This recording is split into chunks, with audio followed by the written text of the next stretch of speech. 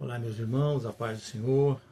Espero que vocês estejam bem, tenham tido uma semana abençoada sempre na presença de Deus. Estamos aqui mais uma vez reunidos para estudarmos sobre aqueles homens dos quais o mundo, ele não era digno. Nós falamos sobre Abraão, falamos sobre Isaac, estamos falando agora sobre Jacó durante esse segundo trimestre, e sabemos que não são apenas eles, existem outros, mas os outros virão no seu devido tempo. Amém? Hoje nós estaremos na lição número 11 e nós estaremos falando sobre Jacó, que vai de enganador a um homem de honra. Nós estaremos falando sobre isso. Irmãos, Jacó, nós já sabemos que ele teve um encontro com Deus lá em Betel, e ali começou esse processo de transformação na vida dele. O nosso encontro com Deus, meus amados irmãos, pode ser proporcional, é lógico que não com equivalência, mas proporcional também no sentido do que ele passou, do que ele viveu. Agora, você se lembra o que você viveu, o que você passou, para que você estivesse hoje aos pés do Senhor? Você se lembra quando e como isso tudo ocorreu, isso aconteceu com você? Lembre-se sempre, nós precisamos lembrar sempre que ser cristão é ser uma nova criatura em Cristo Jesus. E para isso, como nós já vimos lá estudando João 3,10, é necessário nascer de novo.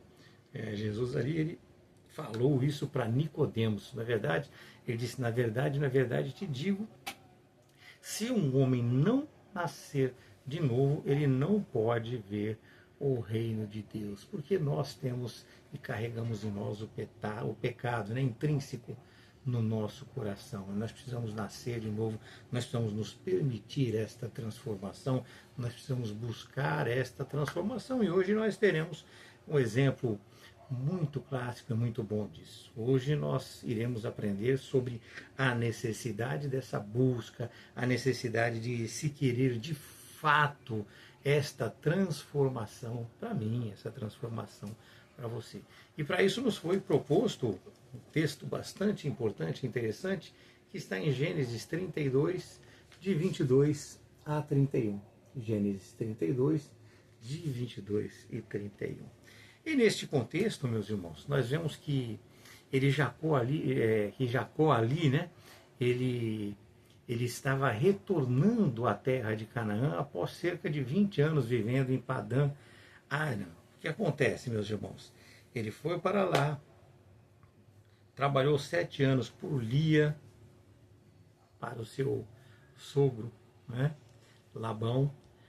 Depois da semana da sua esposa Lia, que não era a que ele queria Rebeca, ele trabalhou por mais 7 anos por Rebeca, mas já teve depois da semana que ele tinha que se dedicar a Lia. E após esses 14 anos ainda, lhe foi proposto, quando ele já demonstrou ali a intenção de voltar, porque ele havia feito a proposta de voltar para Betel. Então ele já havia falado com Labão já fez uma proposta para ele de mais 6 anos. Então o total ali seriam 20 anos no total que ele ficou ali em Padã Aram, ok? Ali ele trabalhou durante todo esse período e foi abençoado por Deus. Deus abençoou ele com a esposa, com filhos, com servos, com riquezas. Porém, para ele voltar, ele teria que enfrentar algo que consumia ele por dentro, alguma coisa que ele temia muito, que era o quê? Era o reencontro com o seu irmão Esaú, a quem ele usurpou o direito da primogenitura. Nós todos já estudamos isso, não preciso ficar remoendo esses assuntos, Os motivos nós já sabemos, então não vou ficar remoendo. Ele havia enganado, recebeu a bênção que cabia a Esaú.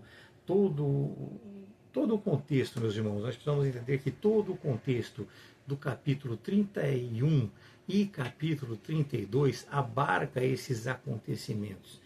Agora, algumas coisas nós não abrangeremos, porque o nosso assunto maior é falar sobre Jacó, sobre a sua transformação hoje.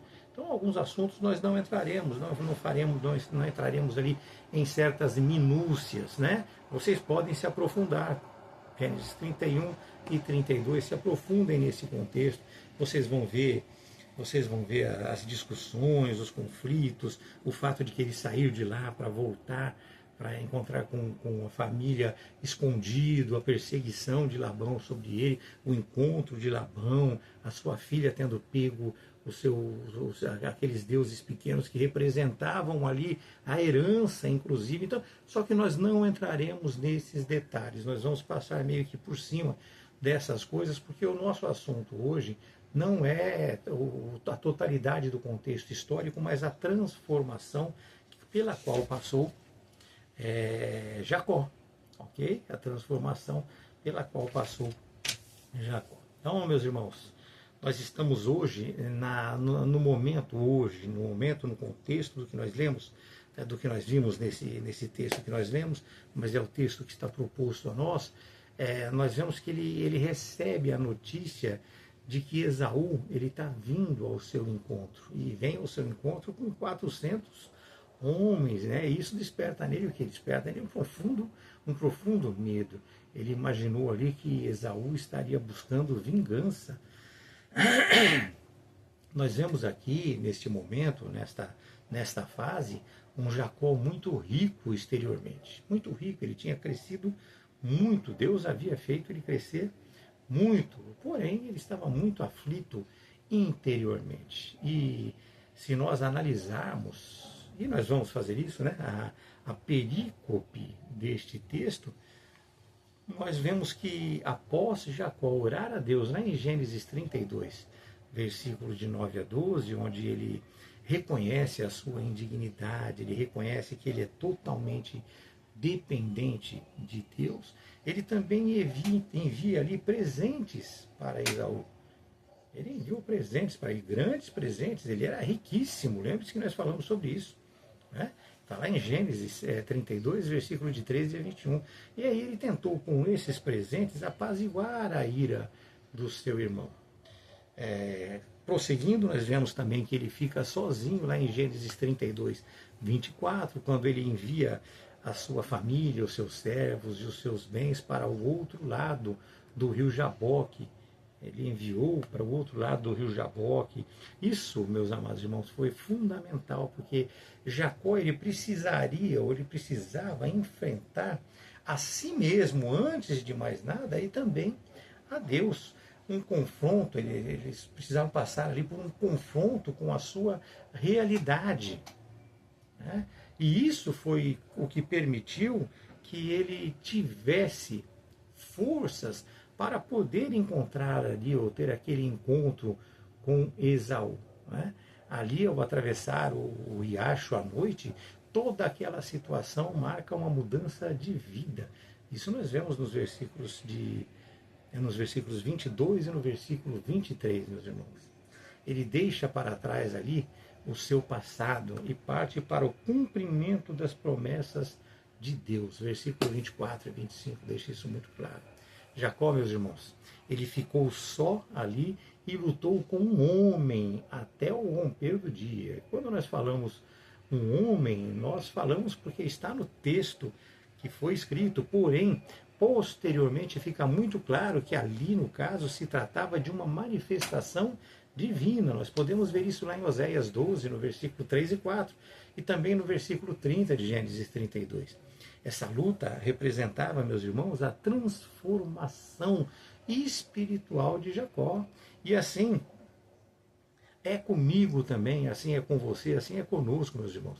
Nós precisamos perseverar, nós precisamos resistir à carne, nós precisamos mudar a nossa mente, nós precisamos transformar a nossa mente, o nosso coração. Isso acontece durante toda a minha vida, durante toda a sua vida. Jacó, meus irmãos, ele lutou com aquelas situações. Ele lutou ali com Esaú, ele lutou com Isaac, ele lutou com Labão, ele lutou contra todas as circunstâncias da vida. E agora ele estava ali lutando contra Deus. não contra Deus, ele estava lutando com Deus, me perdoe, me desculpe, ele estava lutando com Deus. Havia aquele confronto, aquela necessidade que ele tinha de estar buscando a Deus de uma maneira mais enfática, veementemente. E quando Deus pergunta para ele o seu nome, ele não busca ali informação, porque o Deus é onisciente, ele sabe de todas as coisas, ele busca ali uma confissão dele, porque o seu próprio nome, né, quando ele responde Jacó, ele já reconhece através do seu próprio nome quem ele foi, tudo o que ele viveu, tudo aquilo pelo que ele passou. E assim, a mudança do seu nome de Jacó para Israel, lá no versículo 26, de 26 a 28, é isso? De 26 a 28? Perfeito. Versículo de 26 a 28, né? Quando muda para Israel, Israel, meus amados, ele significa o quê? Aquele que luta com Deus. Ou seja, Deus prevalece. É um símbolo ali, meus amados irmãos, explicando mais claramente para os irmãos, da mudança de identidade concedida pela graça divina e não pelos meios carnais usados durante toda a vida de Jacó. Jacó fez tudo da maneira como ele quis, no propósito que ele se punha para fazer, era dessa maneira. Né? Versículo 29 nos diz dessa maneira. Então essa mudança concedida pela graça, ele percebe que é só pela misericórdia e pela graça de Deus que ele vai conseguir e vai fazer jus a ser a parte da aliança, meus amados. Ele não vence ali porque ele é forte. É muito difícil seria vencer ao Senhor, né? Ele não vence porque ele é forte. Ele vence porque ele se rende. A vitória dele está no motivo dele se entregar a Deus, dele se posicionar, dele falar assim, agora sim, eu vi Deus, eu estive com Deus. Ele se entrega, ele entende que somente a misericórdia de Deus é suficiente para ele, que ele vai viver pela graça. E assim ele chama aquele lugar de Peniel, ou lugar de transformação, no versículo 30 atrás, dessa maneira, lugar de transformação. Ele diz ali, eu vi Deus face a face, e ali a minha vida foi salva. Ele entra naquela noite, meus amados, como Jacó, e ele sai daquela noite como Israel, como vencedor, como vitorioso. Antes ele confiava na sua astúcia, agora ele confia plenamente em Deus. E Deus deixa nele uma marca permanente, não podemos esquecer disso, está no texto também. Deus vai lá e toca na sua coxa e deixa ele mancando. Isso se torna para ele uma lembrança permanente da sua dependência. Aqui, meus amados, a fraqueza física se torna um símbolo da força espiritual. A fraqueza física se torna um símbolo da força espiritual. Nós vemos isso muito no Novo Testamento, quando Paulo diz que quando estou fraco, aí é que eu estou forte. É desta maneira, né? Este texto mostra não a capacidade de Jacó lutar com Deus, porque nós não temos capacidade de lutar com Deus, mas sim a obra de Deus na transformação de Jacó. Nós precisamos entender nesta aula que Deus, ele quebranta aqueles que ele deseja usar. Ele orienta, ele ensina. Estes, antes de se reconciliar, meus amados, com qualquer outra pessoa, precisa se reconciliar com Deus. Né? Jacó ali, ele se reconcilia com Deus para poder se reconciliar com Esaú. Deus reconcilia Jacó consigo mesmo, e ensina também a ele a total dependência do Senhor. Entenda, meu irmão, que nós precisamos reconhecer quem de fato nós somos. Nós precisamos analisar as nossas ações, analisar os nossos pensamentos. Nós precisamos ficar a sós com Deus muitas vezes. Nós precisamos permitir que Ele transforme a nossa identidade, que Ele transborde dentro de nós, meus amados. Assim como Ele fez com Jacó neste texto.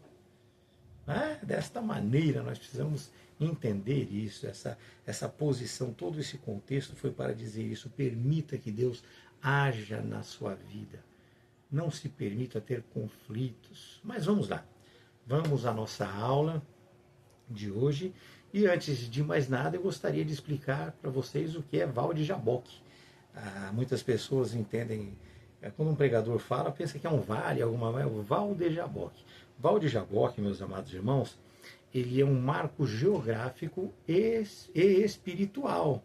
Né? Ele está localizado ali na Jordânia. Val, o que significa Val? Val é uma parte mais rasa de um rio, que é onde permite que as pessoas atravessem ali a pé. Eles façam a travessia do rio a pé. Enquanto Jaboque significa lutar ou esvaziar-se.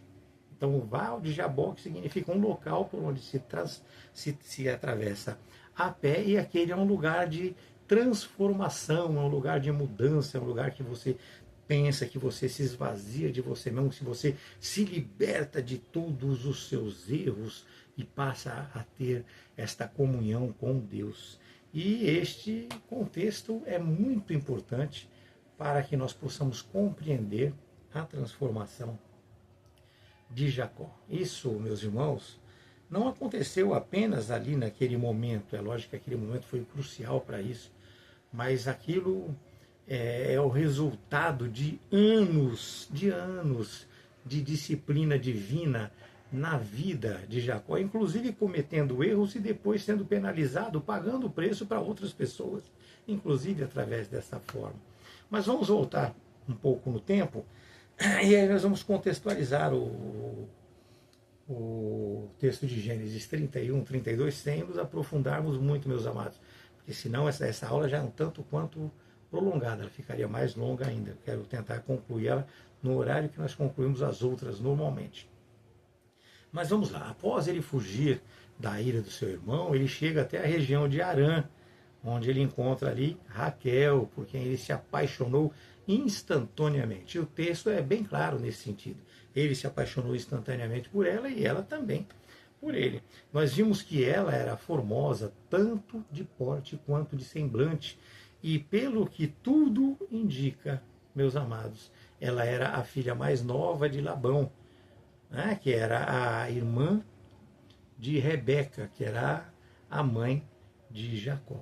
Enquanto Lia era a mais velha. Existe até um conto aí que fala sobre isso, né? Um pouco de riso para nós aqui, né?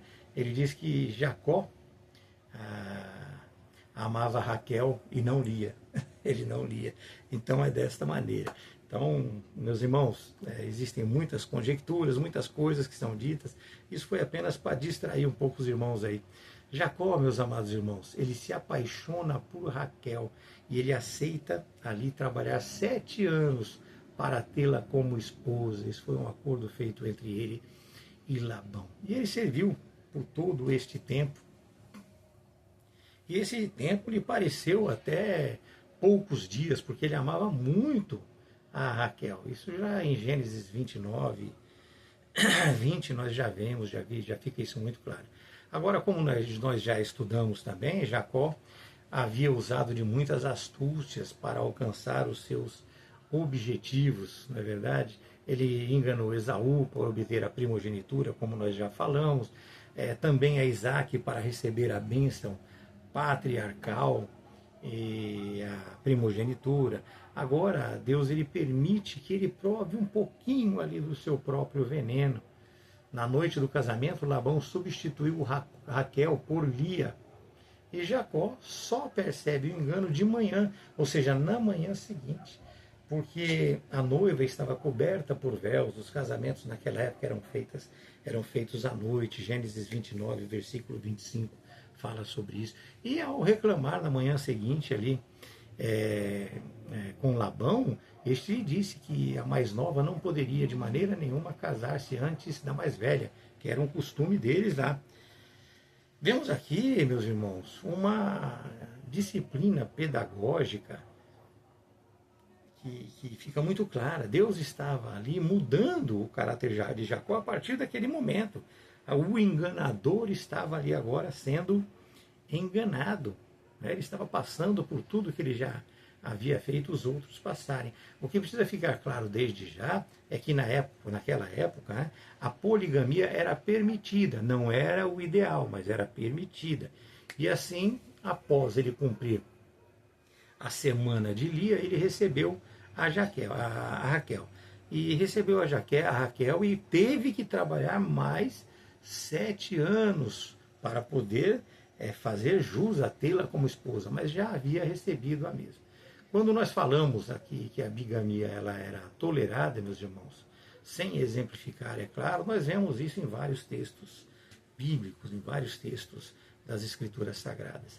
Porém, o propósito original estabelecido por Deus sempre foi a monogamia. Como diz o próprio texto de Gênesis 2, no versículo 24, pois deixa o homem, pai e a mãe, e se une à sua mulher, tornando-se os dois, uma só carne. Não se esqueçam disso. É um homem e uma mulher, meus irmãos, formando uma aliança exclusiva. Nós não podemos esquecer destas coisas. Mas, vamos lá, isto posto, estabeleceu-se assim a família de Jacó. Fato é que a predileção familiar ou o favoritismo estabeleceu-se naquela família.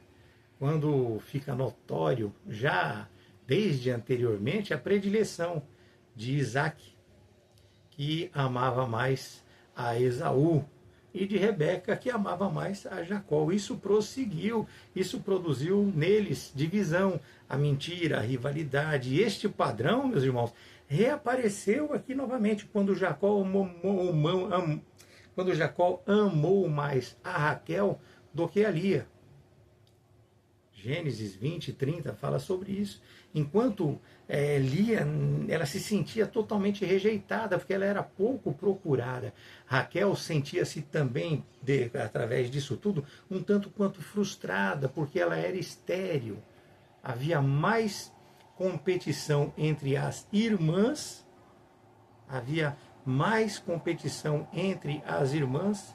do que amor relacional entre elas. E por fim, as suas servas acabam sendo incluídas em todo esse contexto, em toda essa disputa, né? Mais tarde, Jacó demonstra, inclusive, preferência. Depois também, vocês veem como essas coisas elas vão prosseguindo. Preferência por José, que era filho de Raquel e não era o primogênito também.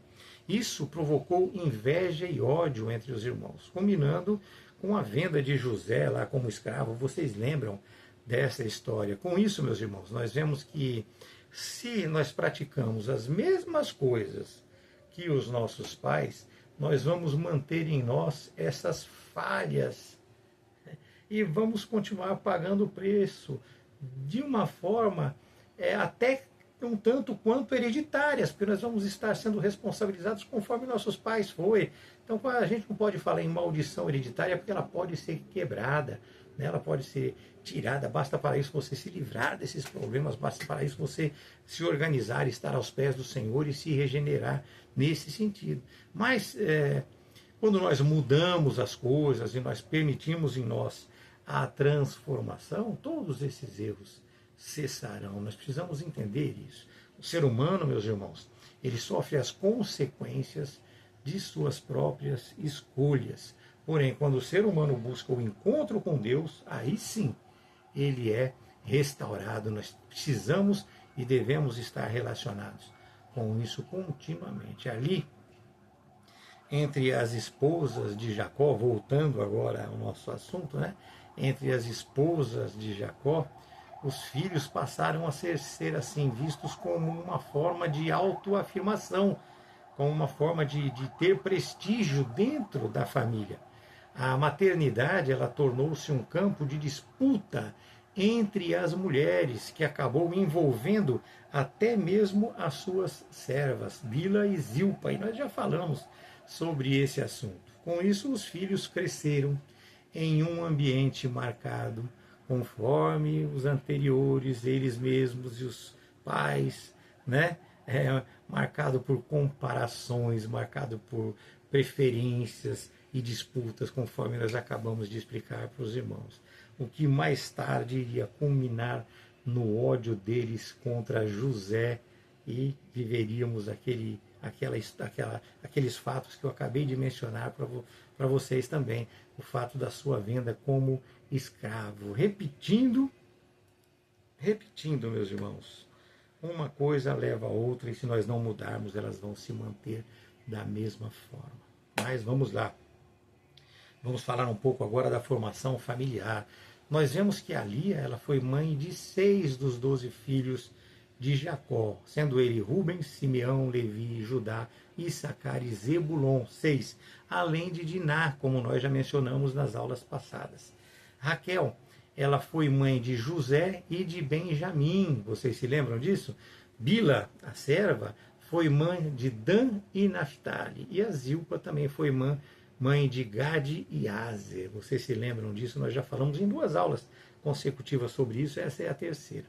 E assim, os 12 filhos vieram dessas 4 mães diferentes, algo que naturalmente contribuiu também para as divisões e disputas familiares que cresceram nesse contexto de preferências, de distinções de um do outro.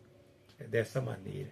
Como nós sabemos, meus amados, essas 12 tribos, elas surgiram desses 12 filhos, das 12 tribos de Israel, surgiram desses 12 filhos. Entretanto, a liderança, vejam só como uma coisa leva a outra, a sequência já vem desde Abraão, né? A liderança espiritual e política não foi distribuída, pela ordem de nascimento, porque Rubem perdeu a primogenitura.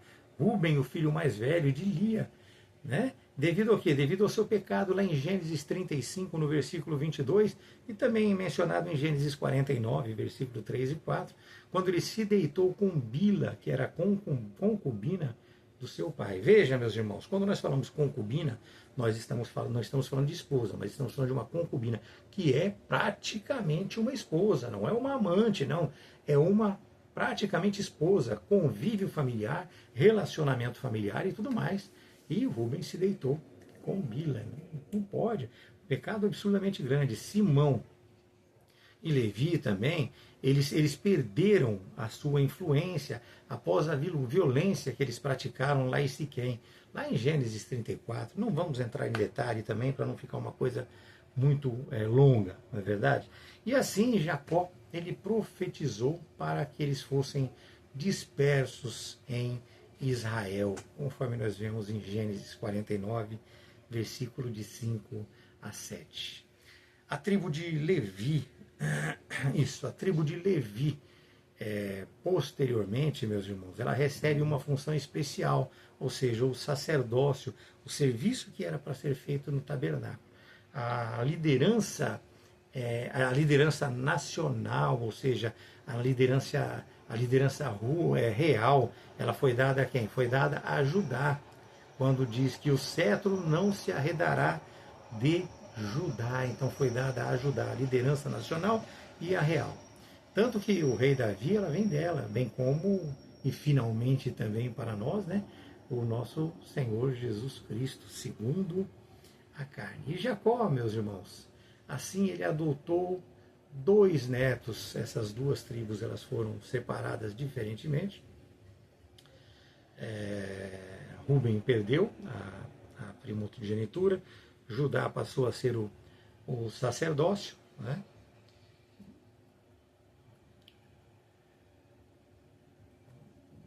Levi passou a ser o sacerdócio, me desculpem aqui, me perdoem, Levi passou a ser o sacerdócio, e assim Jacó adotou seus 2 netos, filhos de José, Efraim e Manassés, como filhos, e assim José recebe ali a porção dobrada, como o que seria direito a um filho primogênito. Tá? Desculpem a minha confusão ali, Judá e Levi, mas assim, às vezes embola. A gente não edita nada aqui, a gente ou sabe ou não sabe. A gente não faz errado e depois edita, não. A gente faz e já corrige aqui mesmo, porque vem tudo da mente. A gente estuda bastante e muitas vezes a gente confunde alguma coisa mesmo. Então me perdoem isso. Mas voltando agora aqui a Jacó, meus irmãos, que é o nosso assunto de hoje, nós vemos que o seu sonho era voltar para casa. Já desde muito no início, quando ele saiu, ele já havia feito a promessa de volta. Se Deus for comigo, e ele prometeu que voltaria. Né?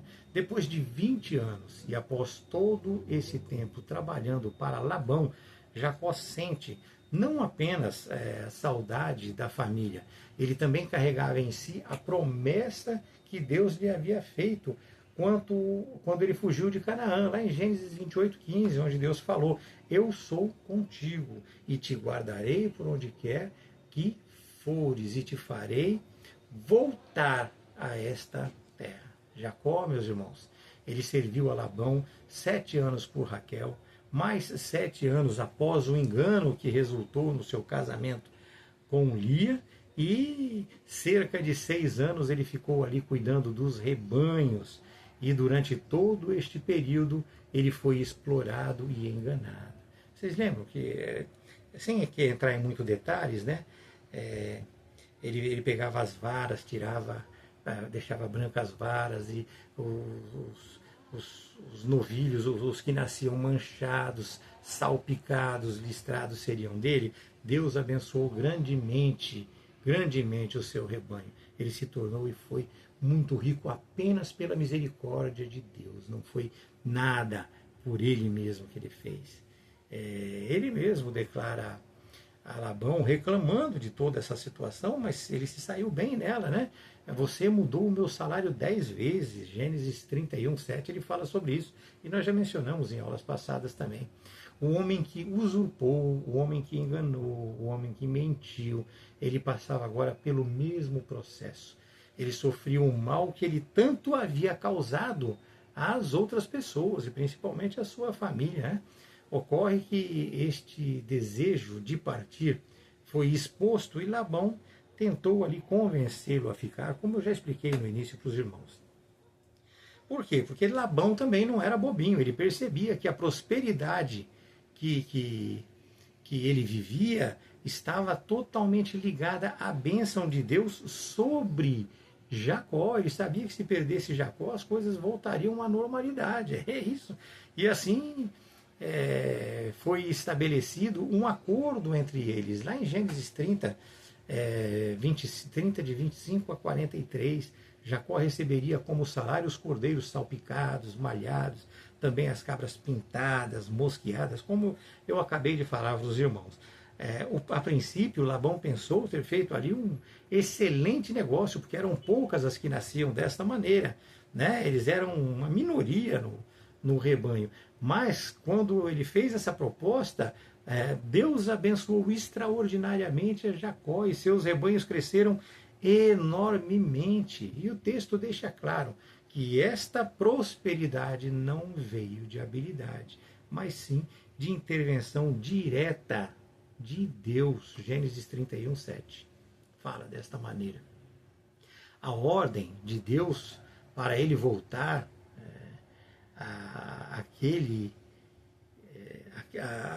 voltar para aquele que o enviara para longe, ou seja, voltar aos seus pais. Agora Deus o chamava de volta para aquele lugar. Deus o havia enviado fora, e agora Deus o chamava de volta. Ele tinha que voltar ali para onde estavam os seus pais, porque a terra da promessa, meus irmãos, era Canaã. Era ali que a aliança seria continuada.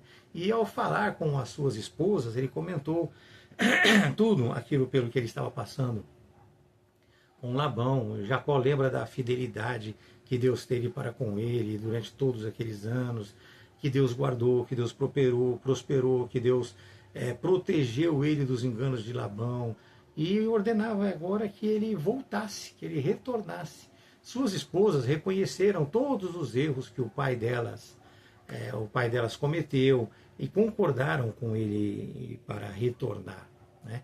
E ali começa assim a se encerrar esta etapa de disciplina e aprendizado. E eles tiveram que fugir, porque Labão não deixaria ele ir assim tranquilamente. Então eles tiveram que fugir.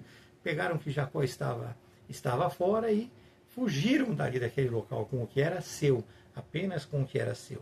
Raquel apenas pegou a estatueta e levou uma estatueta, isso trouxe um transtorno para eles, mas não é o assunto de hoje, vamos deixar para lá.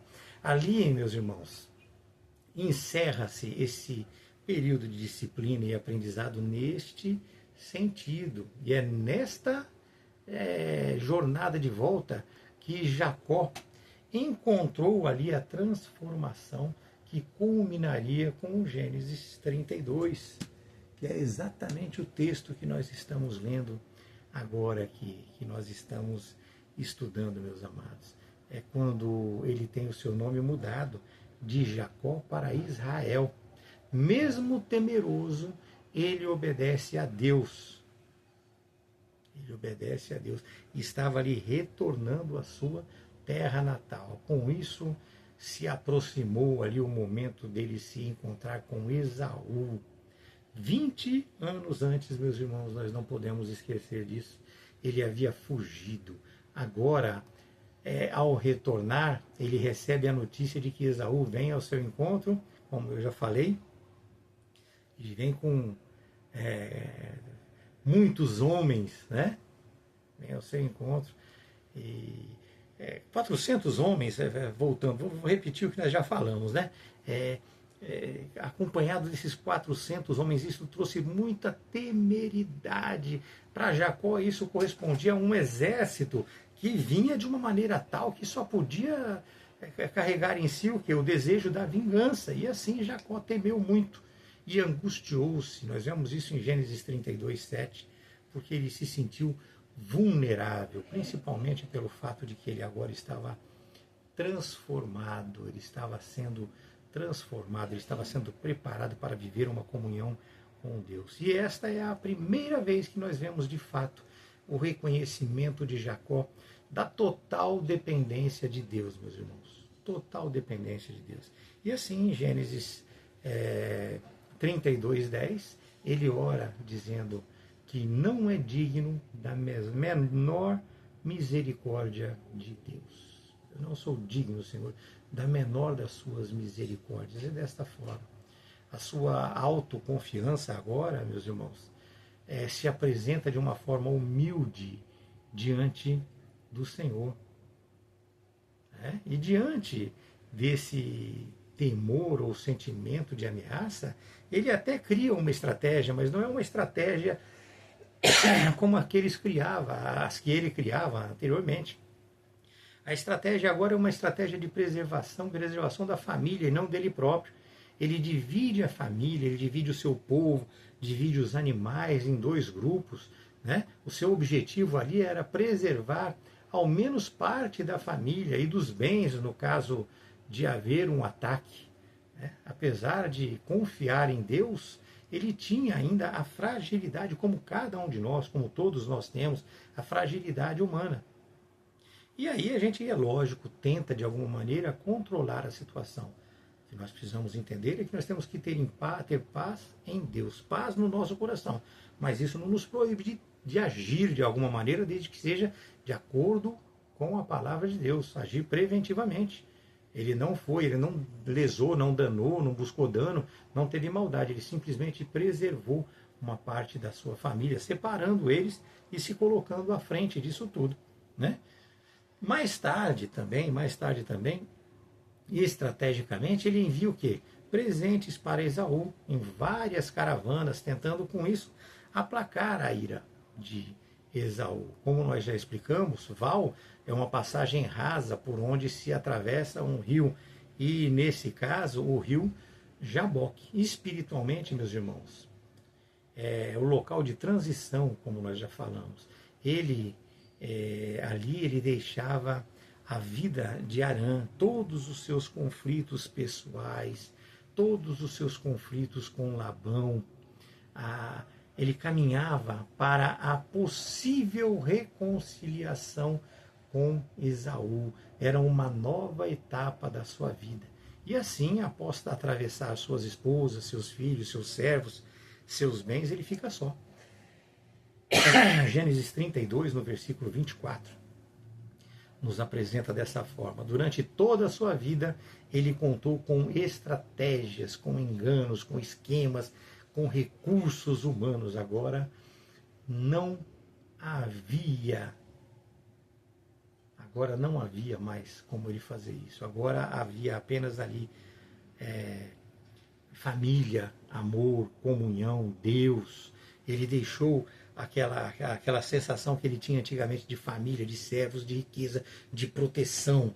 Né? Nesse momento era Jacó e Deus. E nós precisamos estar atentos para isso, meus irmãos. As maiores transformações espirituais ocorrem quando o homem fica sozinho diante de Deus. E ali, neste momento, ocorreu um dos mais misteriosos acontecimentos da Escritura Sagrada. Gênesis 32, 24 diz que ele lutou com um homem até o romper do dia. E como nós já dissemos, Oséias diz que ele lutou com um anjo e ele diz ter visto Deus face a face. A melhor compreensão aqui, meus irmãos, é a de que se trata de uma manifestação especial de Deus por meio de um anjo do Senhor ou uma forma teofânica de tratar a Deus. O propósito ali não era mostrar que Jacó é forte, que ele resistiu, nem que o anjo luta com o homem, nem que o anjo tem dificuldade para lutar com o homem, mas sim para mostrar o quebrantamento de Jacó e levá-lo a render-se ao Senhor. Ali ele aprende que a verdadeira bênção é recebida única e exclusivamente pela graça. No auge desse encontro, meus amados, Deus pergunta: qual é o seu nome?